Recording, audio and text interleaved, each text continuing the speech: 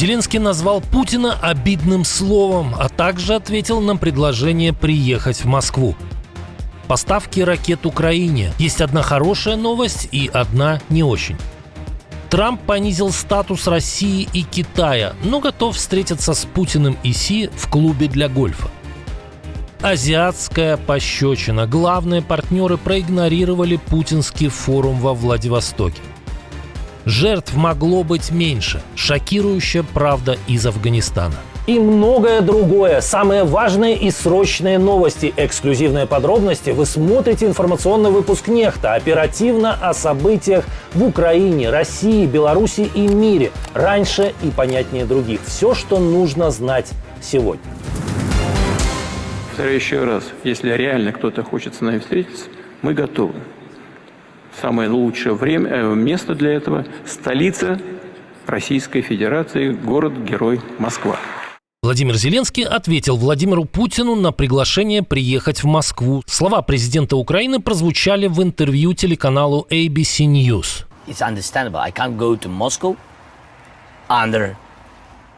Я не могу ехать в Москву, когда моя страна находится под ударами ракет, когда ее атакуют каждый день. Я не могу ехать в столицу этого террориста. Президент Украины уверен, что Путин предложил неприемлемое место встречи, так как не хочет переговоров, а хочет продолжать войну. Владимир Зеленский предложил инициатору агрессии другое место для встречи. Он может приехать в Киев. Президент Украины заявил, что Путин продолжает играть в свои игры. В частности, он играет с Соединенными Штатами. Кстати, какое место вы считаете подходящим? И если Киев, как вы представляете проезд Путина по столице Украины? Тем временем Трамп допустил новый визит Путина в США. Речь идет о саммите Большой Двадцатки, который пройдет в Майами. Правда, эта встреча запланирована в следующем году. Кроме Путина, хозяин Белого дома хотел бы увидеть и главу Китая. Вы считаете, что Си Цзиньпин и Путин будут присутствовать на саммите G20? Это интересный вопрос. Я их тоже люблю, если они захотят. То есть они могут, знаете ли, как наблюдатели. Они будут наблюдателями. Я не уверен, что они хотят быть наблюдателями, но если они захотят, мы, конечно, можем это обсудить. Правда, президент США забыл, что Россия и КНР являются не наблюдателями, а полноправными членами Большой Двадцатки. Саммит 2026 года пройдет не где-нибудь, а в привычной для Трампа среде, его собственном гостинично-курортном комплексе Trump National Doral с полями для гольфа в пригороде Майами. А всего несколько дней назад Трамп резко критиковал недавнюю встречу Путина и Си Цзиньпина в Китае и поручил Пентагону готовиться к сдерживанию Китая и России. Но теперь вдруг сменил тон. Кстати, на саммит G20 этого года, который пройдет в Йоханнесбурге, Трамп ехать не намерен из-за разногласий с руководством ЮАР. Украина начнет получать американские крылатые ракеты ИРЭМ уже в октябре текущего года, но радоваться рано. Первая партия будет символической. Всего 10 ракет. Массовые поставки, согласно подписанным недавно документам, ожидаются только в следующем году, сообщает Aviation Week. В августе Вашингтон утвердил продажу Киеву до 3350 ракет ИРЭМ, предназначенных для запуска с американских F-16. Но главная особенность – их можно использовать из советских МиГов, что делает ракеты крайне ценными для ВСУ. ИРЭМ весит около 227 килограммов, имеет относительно небольшую боевую часть, дальность до 400 километров и скорость около 0,6 Маха. Как отмечает бывший заместитель начальника Генштаба ВСУ Игорь Романенко, эти ракеты идеально подходят для ударов по оперативным тылам противника на расстоянии до 200 километров и более. То, о чем долго шептались, произошло. Дональд Трамп подписал свой 200-й президентский указ. И что же сделал американский лидер? Переименовал Министерство обороны в Министерство войны. Но пока это еще не официальное название. Для формального переименования требуется согласие Конгресса. Пока же это скорее альтернативный ребрендинг Пентагона. Указ разрешает министру обороны, его ведомству и подчиненным использовать новое название дополнительно. Итак, господин президент, Министерство войны, как и Америка, вернулось. Спасибо за ваше руководство и ясность. Мы зададим тон для этой страны. Америка, прежде всего. Мир через силу предоставлены вам Министерством войны. Мы вернулись. На подписание указа позвали генерала Дэна Кейна, руководителя операции по бомбардировке иранских бункеров в июне текущего года. Как оказалось, это не было случайностью, а дополнительным посланием врагам Америки. То, что он сделал с Ираном, вы видели. Успех этой операции был безупречным. Министерство войны существовало в США с 1789 года, то есть практически с самого начала создания страны. После Второй мировой войны в 1947 году президент Гарри Трумэн объединил военно-морское и военное ведомство, а также военно-воздушные силы в Национальное военное ведомство, которое 2 года спустя стало называться Министерством обороны.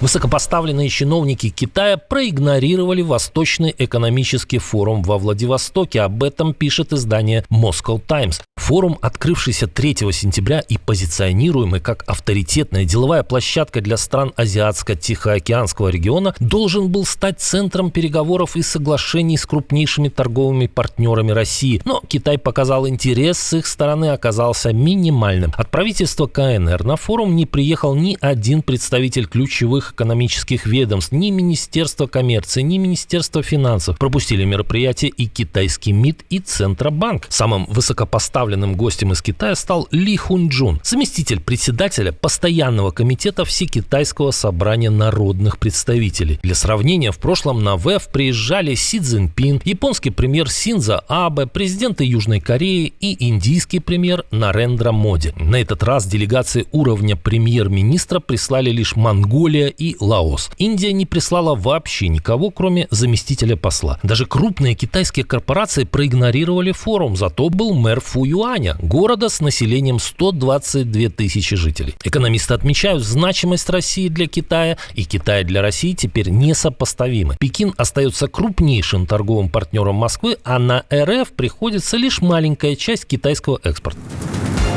Уважаемые подписчики, обращение к вам, ведь именно вы решаете, узнать ли все эти новости еще больше людей. Каждая ваша подписка, каждый лайк, каждый репост, каждый комментарий длиннее 6 слов и каждый досмотр видео до конца помогают продвигать наши ролики среди сотен тысяч новых пользователей. Так еще больше людей узнают правду именно благодаря вам. Спасибо за то, что остаетесь с Нехта. И продолжим. Пока Трамп рассуждал о возможном приезде Путина и Си Цзиньпина на саммит Большой Двадцатки в Майами в следующем году, неприятная для него весть прилетела из Индии. Нарендра Моди отказался от визита в Нью-Йорк уже в этом сентябре. Индийский премьер не поедет на сессию Генассамблеи ООН из-за напряженности в отношениях с США. Вместо Моди выступит министр иностранных дел страны. Решение совпало с резким обострением в отношениях с США. Трамп ввел 50% пошлины на индийские товары, а Нью-Дели в ответ жестко критикует Вашингтон за экономический диктат. Отказ от визита – символичный демарш, показывающий, что Индия не собирается демонстрировать союзническую лояльность.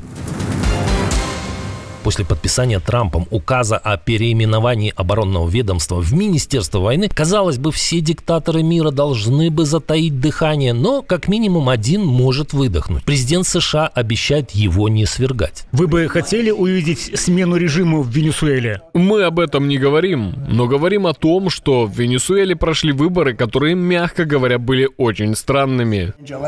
Так ответил Трамп на вопрос, хочет ли он смены режима в Венесуэле. Речь идет о июльских выборах прошлого года. Тогда Мадуро объявили победителем с 51% голосов. Оппозиция утверждает обратно. По ее данным, победил кандидат Эдмундо Гонсалес. Он набрал 7,3 миллиона голосов против 3,3 миллионов у Мадуро. США признали законным победителем Гонсалеса. Европа отказалась признавать Мадуро. После этого оппозиционер покинул страну, попросив убежище в Испании. Во вторник США уже нанесли удар по судну в международных водах, которое, как заявил Трамп, перевозило наркотики из Венесуэлы.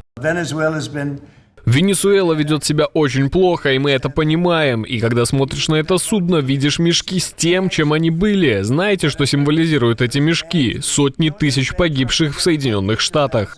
А истребители Венесуэлы сделали в ответ провокационный пролет над американским эсминцем. Но на силу своей армии и добровольцев, мобилизованных в последние недели, преемник Чавеса не сильно рассчитывает. Поэтому Мадуро время от времени отступает от своей воинственной риторики и посылает месседж Трампу.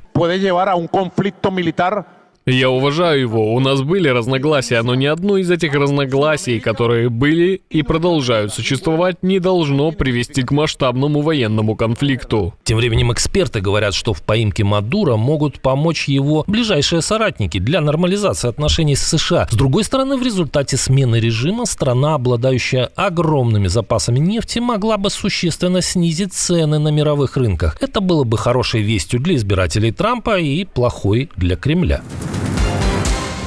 Спустя несколько дней после землетрясения в Афганистане, унесшего тысячи жизней, стали известны шокирующие подробности. О них пишет The New York Times. По свидетельствам собеседников издания, спасатели помогали только мужчинам и детям, игнорируя женщин. Если рядом не было родственников мужчин, спасатели не вытаскивали женщин из-под завалов, а при необходимости переносили их тела за одежду, чтобы не коснуться кожи. По данным Талибана, землетрясение 31 августа убило более чем 2200 человек и ранило 3600, но точные цифры по половому признаку не публиковались. Это уже третье крупное землетрясение в стране с 2021 года, когда власть захватили талибы, что резко сократило международное финансирование гуманитарных программ.